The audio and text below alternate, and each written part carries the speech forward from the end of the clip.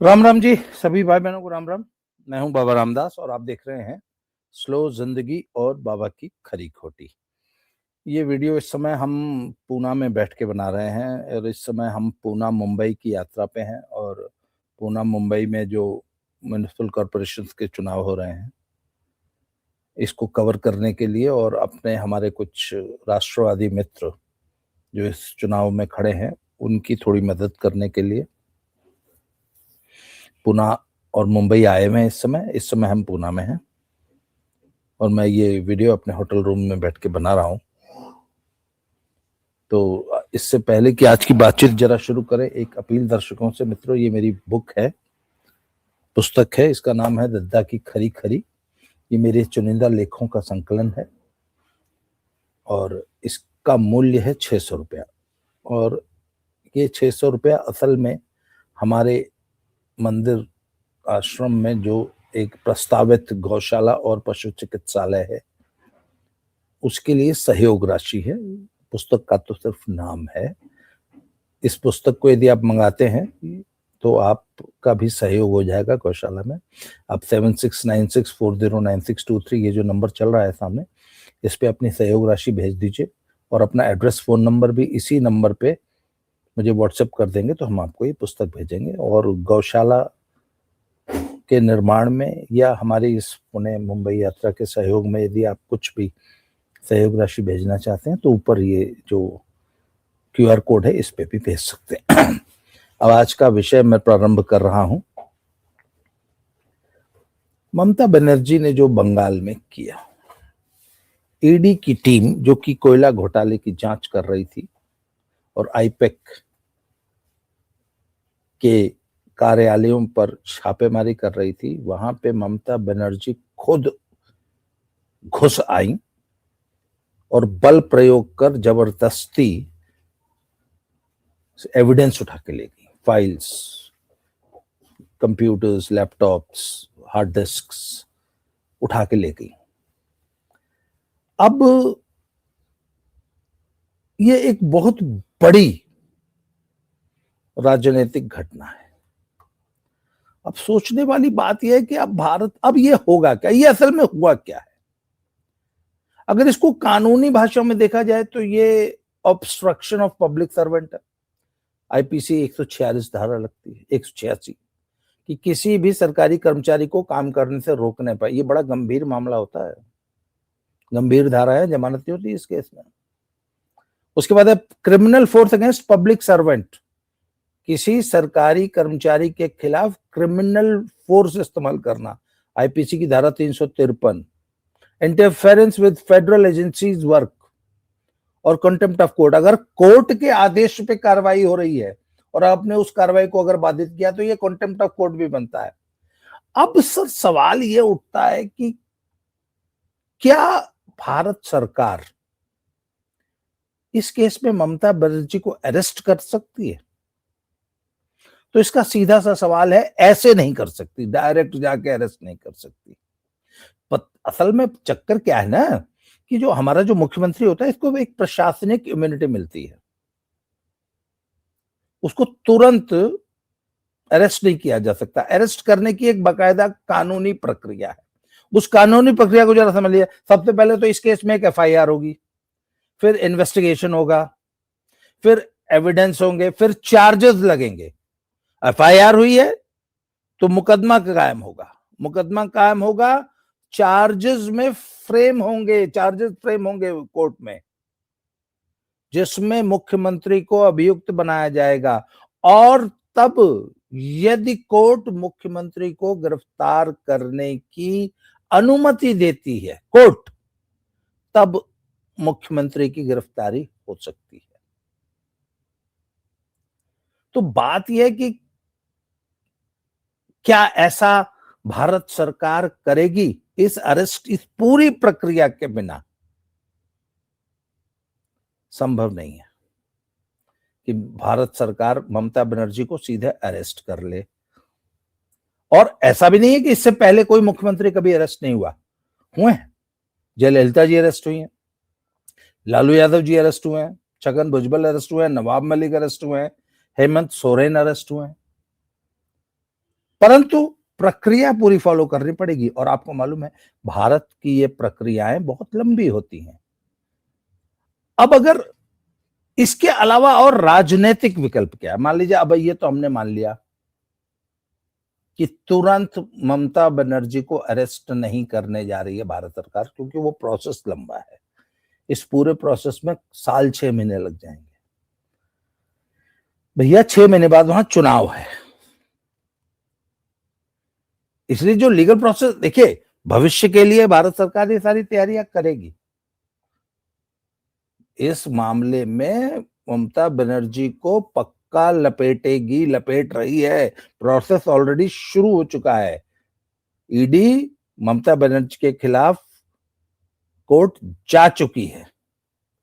इसके अलावा भारत सरकार के पास कुछ राजनीतिक विकल्प भी हैं। सबसे पहले तो है आर्टिकल 355। इस आर्टिकल के तहत केंद्र सरकार राज्य को लॉ एंड ऑर्डर बनाए रखने के लिए चेतावनी दे सकती है, और वह बाध्यकारी है। आपको केंद्र की बात माननी पड़ेगी। और दूसरा बड़ा विकल्प वो है प्रेसिडेंट रूल, आर्टिकल 356।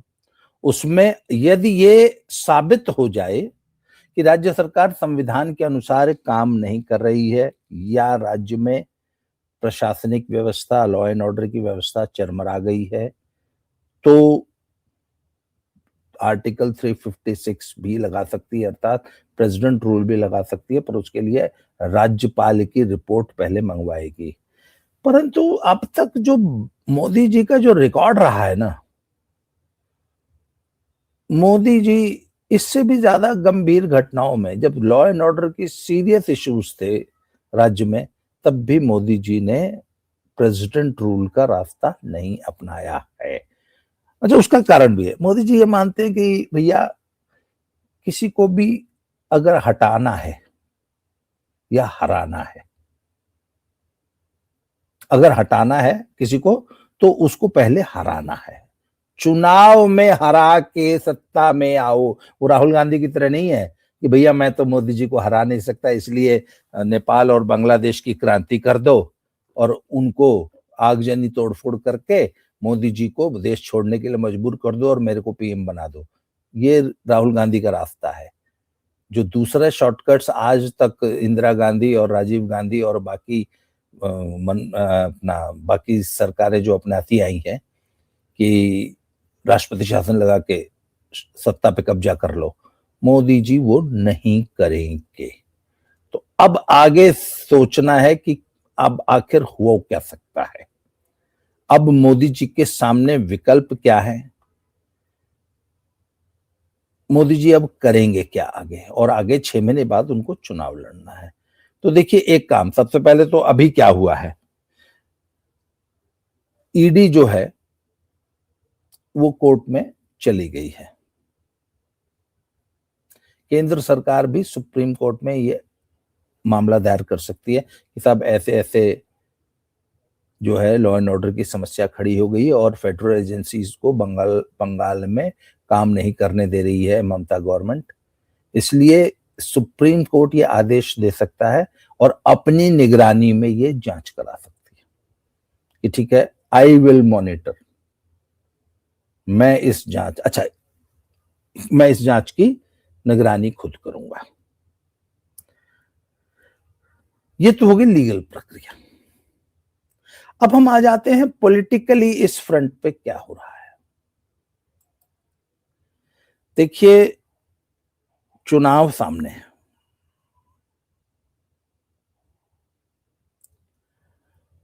ये जो जांच थी ये कोयला घोटाले की जांच थी।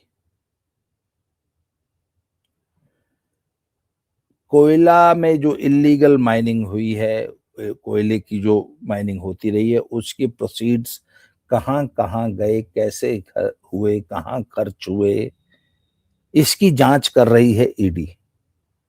क्योंकि उसके पास ऐसे लीड्स मिली हैं कि वह कोयले के बेच की जो इलीगल प्रोसीड्स थी, जो पैसे आए थे, देख ईडी का मुख्य काम क्या होता है, मनी ट्रेल को फॉलो करना।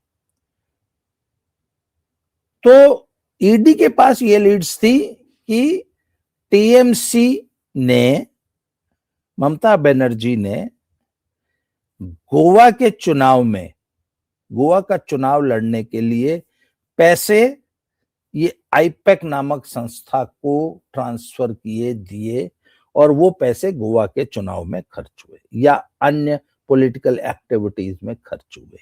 उसकी जांच में ऐसे सबूत थे जो कि आईपैक के ऑफिस से मिल सकते थे। तो कहने का मतलब ये मामला, ये जो है, ये कोयला घोटाले की जांच का मामला है, और उसमें, इस जांच में ममता बनर्जी और टीएमसी के खिलाफ प्रूफ्स थे, सबूत थे, एविडेंस था, जो कि उस कार्यालय से बरामद हुआ था। और आपने देखा होगा वो एक हरी सी फाइल लेके जो ममता बनर्जी खड़ी थी, ममता बनर्जी ने वो सारी फाइल्स खुद छीन ली। अच्छा, उसके बाद बाकायदा माइक लेके एड्रेस भी किया, और उस वीडियो में वो हरी फाइल लेके खड़ी हैं। तो ये ममता बनर्जी पे बहुत सीरियस एक मामला बनता है कि ममता बनर्जी ने केंद्र सरकार की जांच एजेंसी के काम को बाधित किया और उनसे एविडेंस छीन लिया। ममता बनर्जी भ्रष्टाचार को प्रोटेक्ट कर रही हैं, भ्रष्टाचार को बढ़ावा दे रही हैं और भ्रष्ट लोगों को प्रोटेक्ट करने का काम कर रही हैं as a chief minister. BJP इस मुद्दे को चुनावी मुद्दा बना सकती है।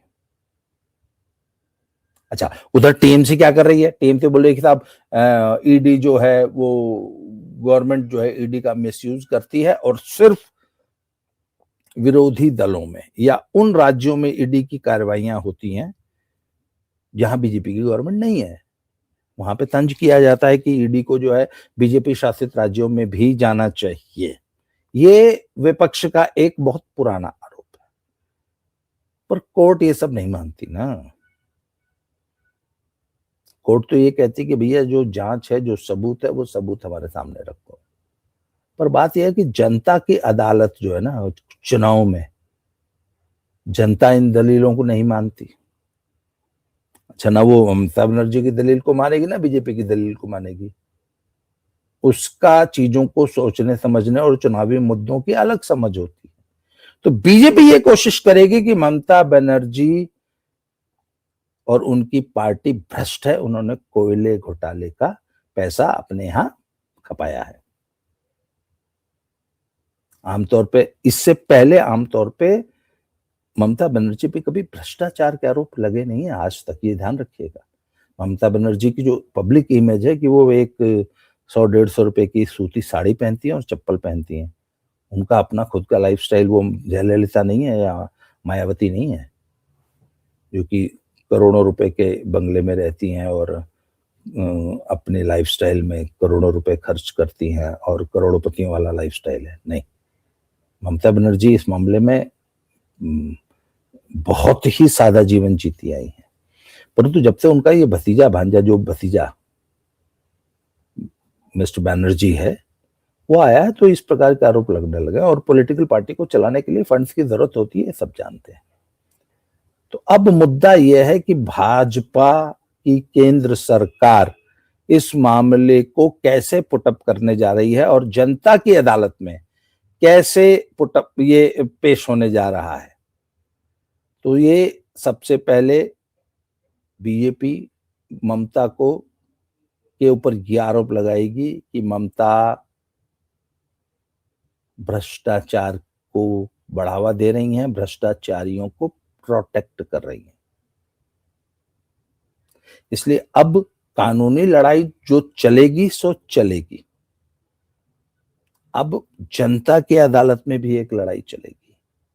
और यहां पे, अच्छा एक चीज और है, अगर केंद्र सरकार ममता को अरेस्ट कर लेती है, मान लीजिए इस केस में, जैसा कि कुछ लोगों द्वारा मांग उठ रही है,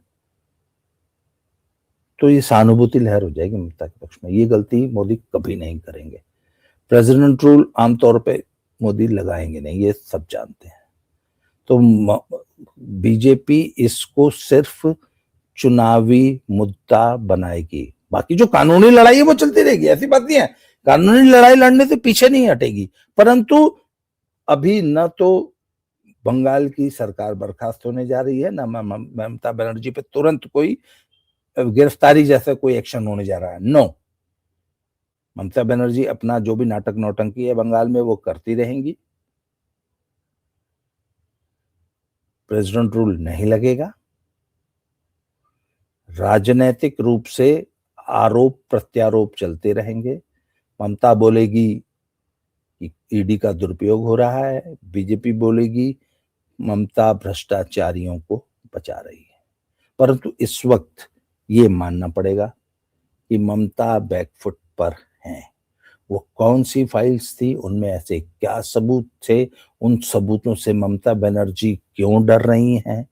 अच्छा, ममता बनर्जी के सामने एक और ऑप्शन भी तो था ना, 150 गुंडे भेज के तोड़फोड़ मारपीट कराती है, मारपीट के आड़ में वो फाइल उठवा लेती। ममता बनर्जी खुद गई किस लिए? सारी दुनिया ने देखा, वो फाइल्स उठाने। आखिर उन फाइल्स में ऐसा क्या था? मैं आपको एक छोटा सा किस्सा बताता हूं।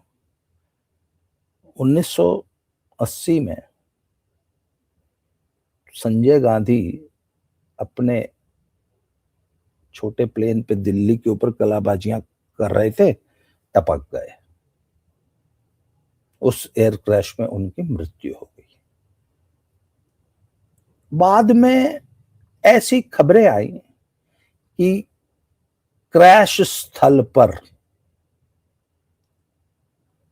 इंदिरा गांधी स्वयं गई। एक सरदार जी, कोई पुलिस के उन दिनों चीफ थे दिल्ली के, कोई भिंडर या ऐसे कुछ नाम था, नाम एग्जैक्टली भूल गया हूं। और न्यूज में यह आया कि वो कुछ ढूंढ रही थी। वो क्या था? तो लोग बताते हैं कि वो एक रिस्ट वॉच थी।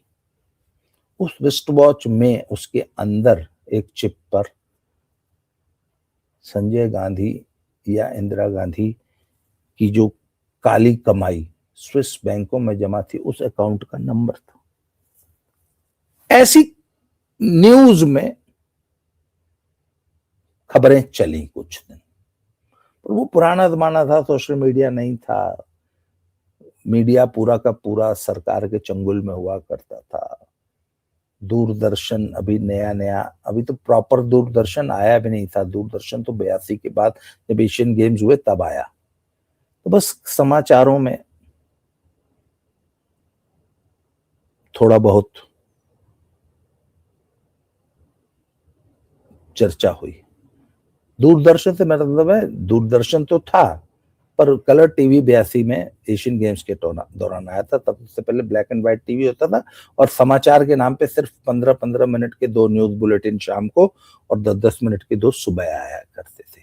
यही हाल रेडियो पे हुआ करता था। कहने का मतलब जनता के पास न्यूज का कोई बहुत ज्यादा सोर्स नहीं था, सिर्फ अखबारों में जो छप जाता था। तो 2-4 दिन ये अखबारों में खबर चली, उसके बाद फिर कभी इसकी चर्चा नहीं हुई। परंतु वो 2-4 दिन भी पब्लिक में एक चर्चा हुई ना कि इंदिरा गांधी मौके पे गई थी, फोटो छपी थी बकायदा, और मौके पे जाके इंदिरा गांधी क्या ढूंढ रही थी, ऐसी क्या महत्वपूर्ण चीज थी जो जिसको ढूंढने खुद इंदिरा गांधी गई। वो तो किसी को भी लगा देती, 100-200 पुलिस वाले लग जाते, ढूंढ लेते। इंदिरा गांधी खुद क्या ढूंढ रही थी? अब यही शंका आज बंगाल में पैदा हो गई कि भैया ऐसा क्या था उन फाइलों में जो ममता बनर्जी खुद छीनने गई। ये शक तो जनता के दिमाग में पैदा हो गया ना। तो भैया चुनाव के दौरान ऐसा कोई शक पैदा हो जाए, ये अच्छी बात नहीं होती। बीजेपी इसी मुद्दे को चुनाव में भूल जा रही है और ये अब चुनावी मुद्दा बनेगा। दिस इज बैड पब्लिसिटी, जो कि ममता बनर्जी के ऊपर करप्शन के चार्जेस को पक्का करती है। आज की तारीख में तो मुझे यही दिखाई दे रहा है। बाकी जो चुनाव जो कानूनी प्रक्रिया है वो चलती रहेगी। 6 महीने बाद किसकी सरकार बनेगी हमें पता नहीं, परंतु यदि 6 महीने बाद भी ममता बनर्जी, भाई 2 ही ऑप्शन थे ना, या तो ममता बनर्जी सीएम रहेंगी या नहीं रहेंगी। अगर सीएम रही, दोबारा जीत के भी आ गई, तो भी ये चुनावी प्रक्रिया है, 6 महीने बाद 1 साल बाद अरेस्ट होगी। अगर केंद्र सरकार इस केस को परस्यू करती है, नहीं करती है, ममता विपक्ष में होंगी तब भी। तो ये कानूनी प्रक्रिया के रिजल्ट 6 महीने साल भर बाद आएंगे। चुनाव में ये मुद्दा आज बन चुका है। आज के लिए इस वीडियो में इतना ही। अगली वीडियो में फिर से मिलते हैं। Thank you very much. जय श्री राम। हर हर महादेव।